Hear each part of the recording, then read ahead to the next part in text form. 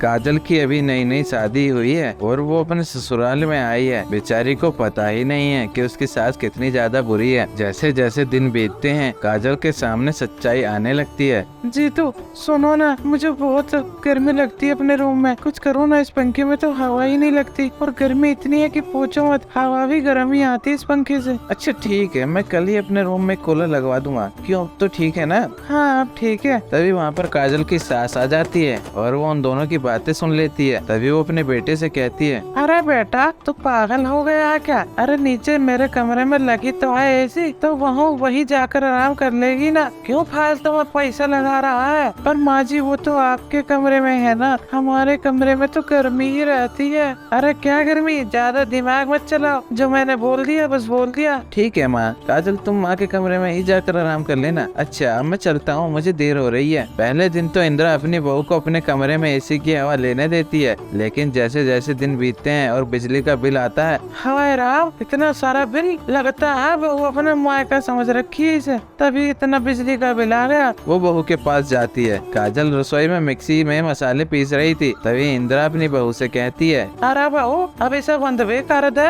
कभी अपना हाथ भी इस्तेमाल कर लिया कर जब देखो मशीनें चलाती है। अरे पता भी है बिल कितना आता है इसकी वजह से, मुझे माफ कर दीजिए माँ जी, मैं आपसे हाथ से ही मसाले पीस लूंगी सिलवट्टे पे। हाँ उसी पे पीस, समझ गई ना? अब इसे चलाने की जरूरत नहीं है, बहुत सारा बिल आया है, तेरे मायके वाले नहीं भरते उसे। अगले दिन काजल कपड़े वॉशिंग मशीन में धुल रही थी कि तभी इंदिरा फिर से अपनी बहू से कहती है, अरे बहू कभी कभी अपने हाथ भी इस्तेमाल कर लिया कर, ये हाथ भगवान ने ऐसे ही नहीं दिए हैं, इनका इस्तेमाल करना सीख। माँ जी वो कपड़े बहुत ज्यादा है, मैं जल्दी जल्दी उन्हें वॉशिंग मशीन में धुल लूंगी, इतने सारे कपड़े धुलने में तो मेरा हाथ दर्द हो जाएगा। अरे बोला ना हाथ से धो, बिजली का बिल तेरे मायके वाले नहीं भर के जाते यहाँ पे, मेरे बेटा भरता है यहाँ पे बिजली का बिल, समझ गई ना? अब ऐसा ही चलता रहता है। काजल जब भी कोई वॉशिंग मशीन चलाती या कोई भी मशीन चलाती तो इंदिरा उसे चलाने से मना कर देती, और जब काजल अपने कमरे में पंखा चलाए तो उसे भी बंद कर देती, लेकिन खुद अपने कमरे में एसी की हवा खाती। अब सासू माँ का बहुत हो गया है, कब से मेरी नाक में दम कर दिया है, ये मत चला वो मत चला, बिजली का बिल आता है। अरे खुद तो पूरा दिन एसी की हवा खाती है, अब कुछ करना ही पड़ेगा। काजल अपने पति से इस बारे में सब बता देती है, लेकिन इंदिरा अपने बेटे को चुप करा देती है और वो अपनी पत्नी के लिए कुछ भी नहीं कर पाता। अब काजल बीमार होने का बहाना बना लेती है। माँ जी मेरी तबीयत बहुत खराब है, मेरा सिर बहुत तेज दर्द कर रहा है, माँ जी आपको ये कुछ दिन तक काम करना पड़ेगा। क्या कहा? मैं नहीं करूँगी। अरे माँ देखो ना, उसकी तबीयत खराब है, वरना वो कर लेती। इंदिरा मान जाती है। अब वो घर में काम करने लगती है। इंदिरा जैसे ही कपड़े वॉशिंग मशीन में धोती है तो काजल अपनी सास से कहती है, अरे माँ जी इसे मत चलाओ वरना बिजली का बिल बहुत ज्यादा आएगा, और आप तो खुद कहती हो ना कि मशीन का इस्तेमाल नहीं करना चाहिए वरना बिजली का बिल बहुत ज्यादा आता है। ऐसे ही जब भी इंदिरा कोई वॉशिंग मशीन यूज करती या कोई भी मशीन यूज करती तो काजल उसे चलाने से मना कर देती। अब इंदिरा हाथ से काम करके परेशान हो चुकी थी और बहुत थक भी चुकी थी। अब उसे समझ आ गया था कि जो वो अपनी बहू के साथ कर रही थी वो कितना गलत था। वो अपनी बहू से माफी मांगती है, काजल उसे माफ कर देती है और उसके बाद काजल काम करना शुरू कर देती है और वो अपनी माँ से सब बता देती है कि यह उन्हें सबक सिखाने के लिए ही किया था। सास अपनी गलती मानकर अपनी बहू के साथ उसके काम में हाथ बटाने लगती है।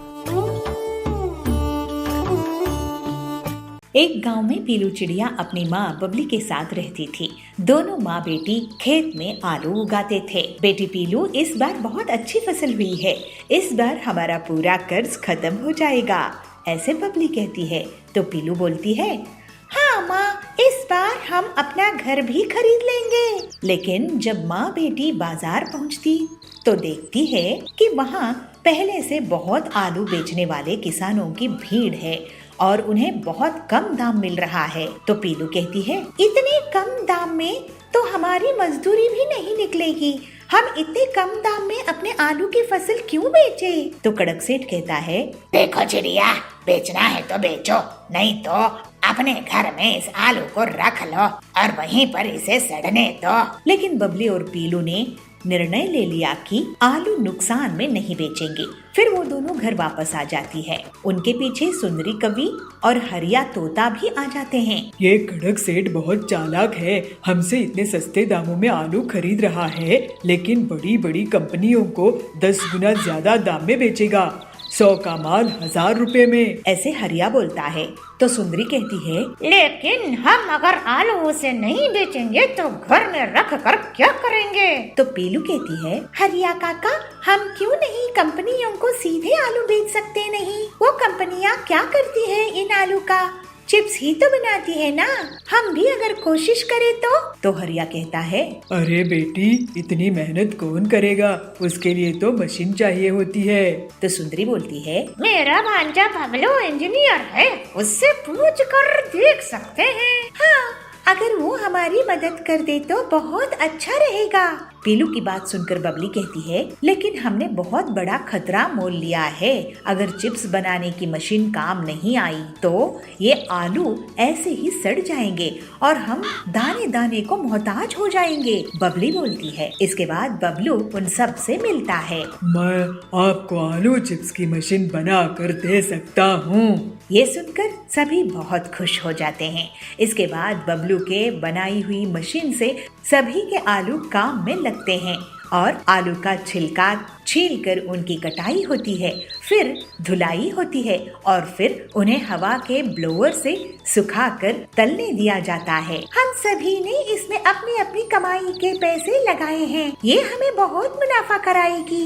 ये बात कड़क सेठ तक पहुंच जाती है। इस गरीब पिद्दी चिड़िया की इतनी हिम्मत, मुझसे फसल नहीं बेचा और खुद आलू की चिप्स बना रही है। मैं उसकी मशीन में आग लगा दूंगा, फिर देखता हूँ क्या करेगी। उस रात कड़क सेठ अपने आदमियों के साथ पीलू की मशीन को जलाने के लिए जाता है। बबलू उसे रास्ते में देख लेता है। अरे, इससे मजा चखाना होगा। फिर जैसे ही कड़क के आदमी मशीन में आग लगाने के लिए आगे बढ़ते हैं, उन्हें जोर से करंट लगता है और वो बेहोश हो जाते हैं। कड़क को भी चिड़िया पकड़ लेती है। कड़क सेठ, शर्म आनी चाहिए तुम्हें। हम गरीबों को नुकसान पहुंचाने आए थे। वो अच्छा हुआ बबलू जी ने तुम्हें देख लिया। अब तुम और तुम्हारे आदमी जेल में सड़ेंगे। फिर कड़क को जाबाज इंस्पेक्टर जेल में डाल देता है।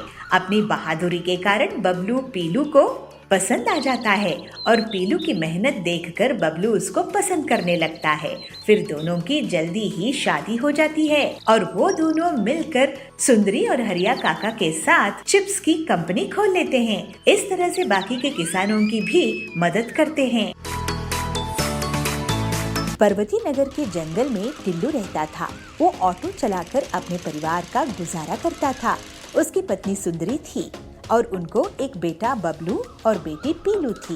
पीलू पढ़ने में बहुत होशियार थी और हमेशा क्लास में फर्स्ट आती थी, मगर बबलू का पढ़ाई में बिल्कुल भी मन नहीं लगता था। वो स्कूल नहीं जाता था और घर में गाने सुनता रहता था। अरे बबलू, तू पढ़ाई क्यों नहीं करता? क्या मेरी तरह तुझे ऑटो ड्राइवर बनना है कि बस कंडक्टर बनेगा?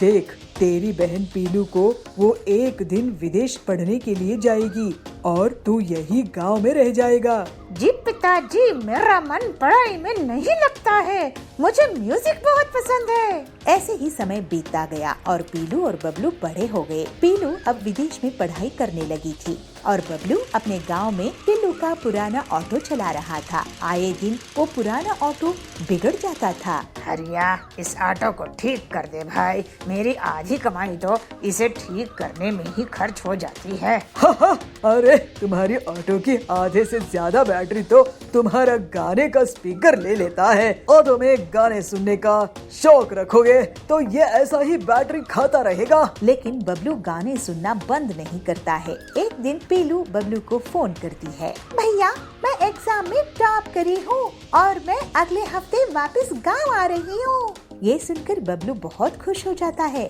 पिताजी, पीलू टॉप करके गांव अभी आ रही है, उसके लिए मैं बहुत खुश हूँ और खास इंतजाम करना चाहता हूँ। क्या खास इंतजाम करेगा तू? तुझे तो ऑटो में गाने सुनने से फुर्सत नहीं है, बाकी टाइम उसका रिपेयर करवाता रहता है। आप देखना, मेरी बहन का बहुत धूमधाम से स्वागत होगा।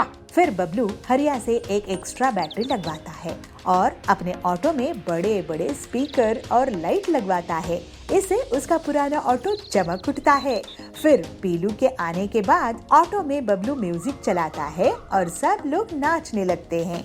इस तरह से वो अपनी बहन का स्वागत करता है। भैया, तुमने ये ऑटो तो बहुत अनोखा बनाए हो। अब तुम इसे ही डीजे ऑटो बनाकर काम शुरू कर दो। गांव में तुम्हारे ऑटो जैसा कोई नहीं होगा। यहाँ पर तो शादियाँ होती ही रहती है, बाकी बर्थडे या कोई पार्टी में ये बहुत चलेगा। तो बबलू कहता है, वाह बहन, क्या आइडिया दी हो। इसके बाद बबलू बहुत खुशी से अपने ऑटो को सजाता है और उसे डीजे वाला ऑटो बनाकर चलाने लगता है। टिल्लू भी ये देखकर खुश हो जाता है कि आखिर उसका बेटा अब अच्छी कमाई कर रहा था। बबलू अपने शौक और मेहनत को मिलाकर नई चीज तैयार किया था। शादियों में उसकी बहुत डिमांड रहती थी। धीरे धीरे उसने एक और डीजे ऑटो बना लिया। फिर वो सब हंसी खुशी रहने लगे।